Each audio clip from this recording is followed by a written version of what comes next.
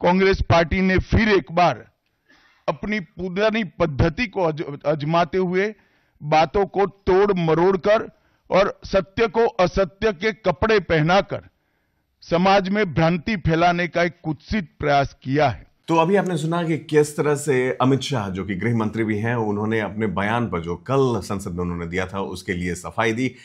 योगेश मेरे साथ हैं, मैं हूं पंकज कुमार मिश्र। हम लोग बहुत जल्दी चर्चा करेंगे इस नए तरीके पर जिससे बीजेपी एक नैरेटिव को काउंटर करने की कोशिश कर रही है। बट योगेश, उससे पहले बहुत जल्दी अपने दर्शकों को बता दें कि अमित शाह ने कल ऐसा क्या कहा था जिस पर पूरा का पूरा बवाल हुआ है।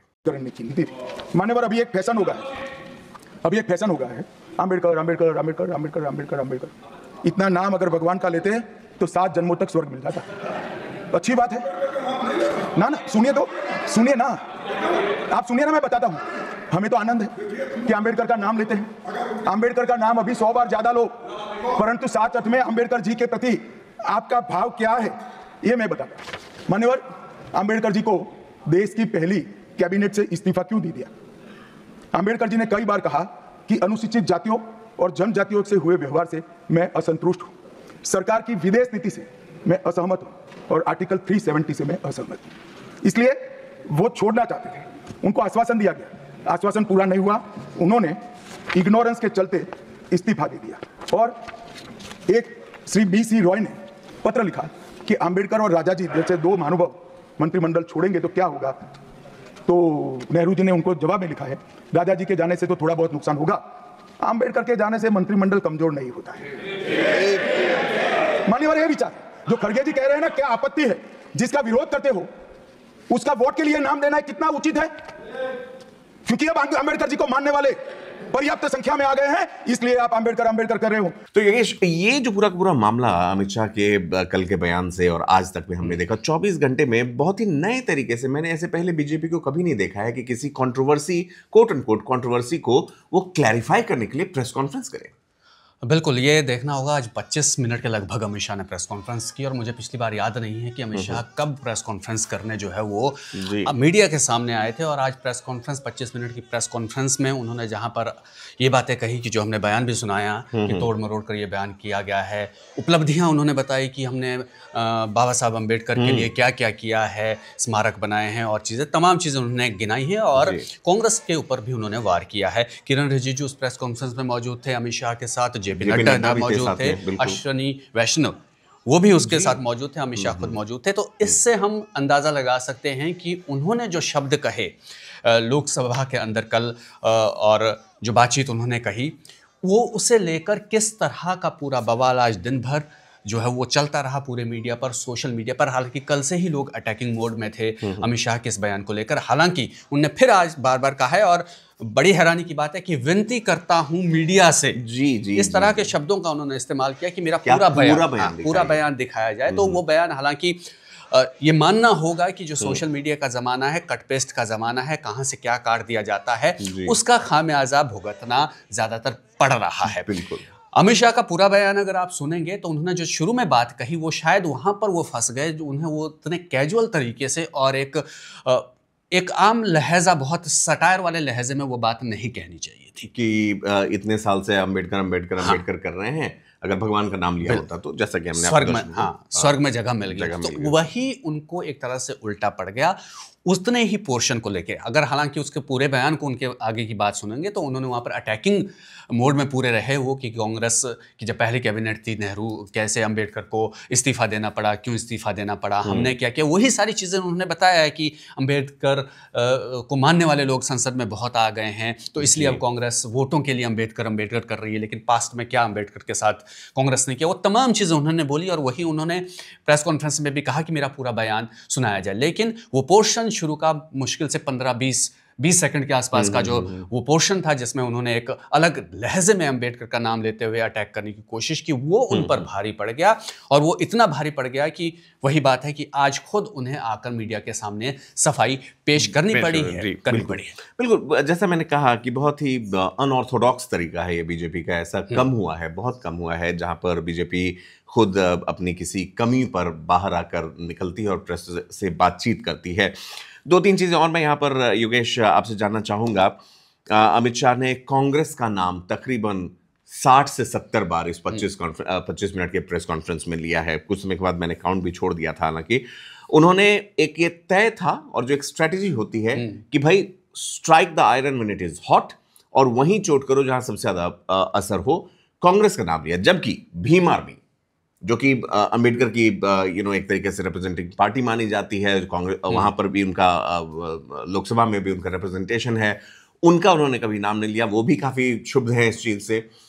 प्रियंका गांधी जिस तरह से आज पूरे नेताओं को लेकर खड़ी थी, परसों पैलेस्टीन, कल बांग्लादेश, और आज अचानक से अंबेडकर की तस्वीर, नई स्ट्रेटजी। बिल्कुल मामला यही है कि विपक्ष में सबसे बड़ी पार्टी कौन है? कांग्रेस है। एलओपी कौन है? राहुल गांधी है, कांग्रेस के नेता है। तो अटैकिंग रहना ही पड़ेगा। जिस तरह से आज मल्लिकार्जुन खड़गे, राहुल गांधी प्रधानमंत्री से मिल गए, मल्लिकार्जुन खड़गे ने भी प्रेस कॉन्फ्रेंस कर दी, सीधा इस्तीफा मांग लिया, और ये कहा प्रधानमंत्री को उन्हें बर्खास्त कर देना चाहिए। दिन की तस्वीर जिसकी आप बात कर रहे हो, राहुल गांधी, प्रियंका गांधी दोनों अंबेडकर की तस्वीर लिए संसद के सामने जो विरोध प्रदर्शन हुआ, साफ मैसेज देने की कोशिश की गई। और एक बड़ा मौका एक तरह से विपक्ष को मिला है जब से चुनाव हुए हैं, लोकसभा चुनाव, उसके बाद अगर हम कहें, और अगर इंडिया गठबंधन इसमें इकट्ठा होने का भी ये मौका है जो मैं देख रहा हूं कि अगर इस पर एक साथ आता है, क्योंकि सबके बयान लगभग जो है आए हैं कि किस तरह से अमित शाह ने ये बयान दिया है, तो ये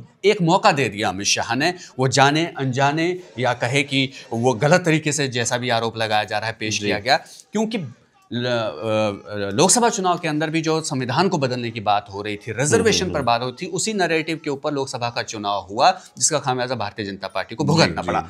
अब इस बयान के बाद भी भारतीय जनता पार्टी को अंदाजा हो गया कि इस देश में जो ओबीसी वर्ग है या जो पिछड़ा वर्ग है और दूसरे दलित वर्ग है, बाबा साहब अम्बेडकर के साथ किस तरह की भावनाएं जुड़ी हुई है, उनकी नीतियों को लेकर किस तरह की भावनाएं जुड़ी है, जिसका खामियाजा पहले भुगतना पड़ा उन्हें, वो अब ना भुगतना पड़े। इसीलिए तुरंत ये पूरी सफाइयां, पूरी बयानबाजी जो है वो सामने आ रही है। इसीलिए Bharatiya Janata party proactive mode में हो गई है, और कांग्रेस पर अटैकिंग इसीलिए है कि वो पुराने जो चीजें हैं उसको निकाल कर ये दिखाया जाए कि देखिए, नहीं, कांग्रेस ने बाबा साहब अम्बेडकर के साथ ये सब चीजें की थी, लेकिन हमने ऐसा नहीं किया। उन्होंने गिनाया भी कि कहां जहां उन्हें परिनिर्वाण हुआ, और जहां वो पढ़े और जहां वो गए। और ये बता दूं कि बल्कि प्रकाश अम्बेडकर जो है वो सामने निकल कर आ गए हैं। उन्होंने बयान दे दिया कि ये भारतीय जनता पार्टी की जो है वो इस तरह की मानसिकता है। वो बेशक बाहर से बाबा साहब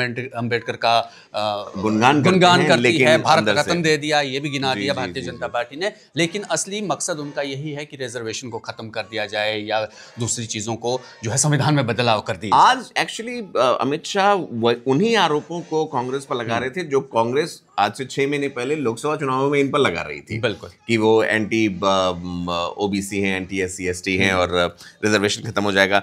देखिए, फ्लैशेस का दौर फोन पर और न्यूज़ पोर्टल्स पर रुक नहीं रहा है। Congress is anti Ambedkar, anti reservation, presenting facts in a distorted way, Amit Shah ने कहा। ये बहुत ही योगेश, आप तो काफ़ी समय से जब से 10 साल से 11 साल से सरकार है बीजेपी की, बीजेपी के तथ्यों को कोई और गलत तरीके से पेश करके run away with the cake. आज अमित शाह जी ने कहा भी कि भाई हमने सैकड़ों हमारे बीजेपी के कार्यकर्ताओं ने लोगों को ट्वीट किया है। मुझे लगता है सैकड़ों तो नहीं, करोड़ों में भी संख्या हो सकती है जितनी ट्वीट्स वो भेजे जाते हैं। तो ऐसा आपको लगता है कि ये दिल्ली चुनाव जो सबसे नजदीक अभी हैं और उसके बाद बिहार, यही 2 चुनाव हैं, उसमें इतना मतलब इन्होंने एक लॉन्ग टर्म नुकसान इसका सोच लिया, या एक शॉर्ट टर्म नुकसान इनको लगा कि दिल्ली में चुनाव होने वाले हैं, ऐसा इन्होंने कह दिया है और यहाँ भी जो वर्ग हैं वो कहीं उनसे गुस्सा ना हो जाए। तो कांग्रेस जो छोटी मोटी अब एक तरीके से कोशिश करती है कि बीजेपी को सोशल मीडिया के तौर पर हराएं, उसमें बीजेपी कैसे पीछे रह गई इतना मैकेनिज्म होने के बावजूद? नहीं, मैकेनिज्म बीजेपी ने इसमें लीड ली हुई थी, लेकिन अब जो बाकी दूसरे दल भी है उनको भी सोशल मीडिया की ताकत का पता लग चुका है, और वो कहते हैं ना कि टेस्ट ऑफ ओन मेडिसिन, ठीक है ना, वो साफ तौर पर कहें वो भारतीय जनता पार्टी को मिल रहा है। आपने दिल्ली चुनाव की बात की, अरविंद केजरीवाल उतर गए। अरविंद केजरीवाल ने भी आज धरना प्रदर्शन किया है, भारतीय जनता पार्टी को इसी मुद्दे पर, अमित शाह को इसी मुद्दे पर घेरा है। कल सदन के अंदर, राज्यसभा के अंदर JP नड्डा ने जो है वोटर लिस्ट के मामले में एक बात कह दी थी, जिसमें रोहिंग्या, पूर्वांचल हो, जो मर्जी हो, ये सब बात कर दी थी। और उस पर संजय सिंह ने जिस तरह से रिवर्ट किया उन्हें और जिस तरह से जवाब दिया, तो जाहिर तौर पर अब विपक्ष को वो नीति समझ आ गई है कि भारतीय जनता पार्टी को अगर काउंटर करना है तो social attack is the best policy. आपको उस मोड में रहना पड़ेगा। वो क्योंकि अगर बिल्कुल सामान्य तरीके से कहे ना कि 2014 से पहले की राजनीति और 2014 के बाद की राजनीति अगर बदली है इस देश के अंदर, वो भारतीय जनता पार्टी ने बदली है और उसी टेस्ट के मुताबिक अब उसे जवाब मिलना शुरू हो गया है। शुरुआत हुई है। अगर हालांकि अगर पर्सनली आप पूछे तो ये बिल्कुल भी सही तरीका नहीं है राजनीति में, और जिस तरह की भाषा कल संसद के अंदर भी इस्तेमाल हुई है वो सही तरीका नहीं है लोकतंत्र के लिए और राजनीति करने के लिए एक देश के अंदर। लेकिन वो भारतीय जनता पार्टी ने उसकी अगर नींव रखी है तो उसका जवाब अब उसी तरीके से उसको मिल रहा है बहुत सी जगहों पर। ईंट का जवाब पत्थर से, replying in the same coin, ऐसा प्रतीत हो रहा है। चलिए ठीक है, बहुत बहुत धन्यवाद योगेश। बहुत सारी चीजें हैं, मिस इंटरप्रेट किया गया अम्बेडकर के लिए। एक आखिरी सवाल, प्रियंका गांधी के आने से मैं ये नहीं कह रहा हूँ कि आमूलचूल परिवर्तन हो गया है, लेकिन वो एक अलग स्ट्रेटेजी अपना रही हैं। पहले वो पैलेस्टीन का बैग ले आती हैं, अचानक से पूरा का पूरा नैरेटिव उधर चला जाता है घेरने के लिए, कल बांग्लादेश, और आज इस तरह का। आपको क्या लगता है कि बीजेपी जैसी बड़ी पार्टी को, जो कि नैरेटिव सेट करने के मामले में बहुत आगे रहती है, आपको लगता है कि उनके लिए कांग्रेस अपना रवैया बदल रही है और प्रियंका का इसमें बहुत बड़ा रोल रहेगा? प्रियंका का रोल रहेगा, क्योंकि प्रियंका गांधी एक छवि तो एक उनकी है ही है, साफ सुथरी छवि है। भारतीय जनता पार्टी अभी तक अटैक करती रही किसको? राहुल गांधी को।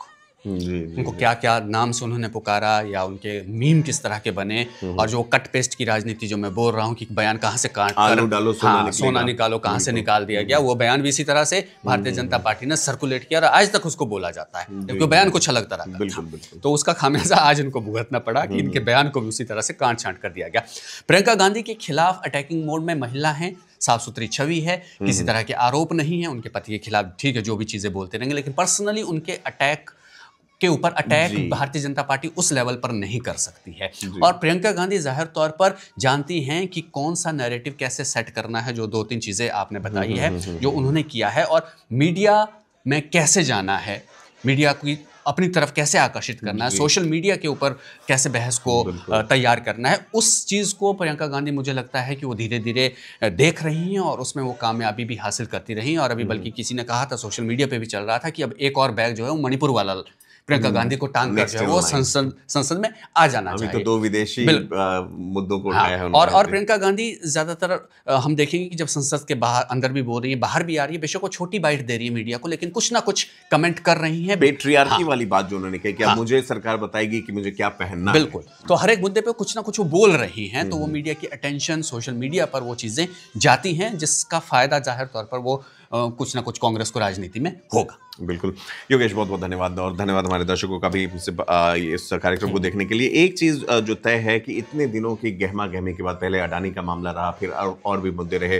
जिसकी वजह से संसद का शीतकालीन सत्र चल नहीं पा रहा था। अब इन मुद्दों को लेकर जब आप संसद की कार्रवाई देखते हैं तो सभापति बार बार कह रहे होते हैं कि आपस में बात मत कीजिए, मुझे एड्रेस कीजिए, लेकिन जैसा अंग्रेजी में कहावत है कि ग्लव्स आर ऑफ, और यहाँ पर no one is taking any prisoner, सब पर ही हमला किए जा रहे हैं। इस तरह की स्थिति में क्या रियल मुद्दे डिस्कस हो पाएंगे कि नहीं? समाचार चैनलों को, सोशल मीडिया को, अखबारों को इससे काफी फायदा होता है कि उन्हें हेडलाइन मिल जाती है, लेकिन आम लोगों का मुद्दा जो रह जाता है, इस पर देखना, और कई मुद्दे ऐसे हैं योगेश, इस पर हम एक सेपरेटली कार्यक्रम करेंगे। बहुत बहुत धन्यवाद वन इंडिया के इस खास पेशकश को देखने के लिए। शुक्रिया।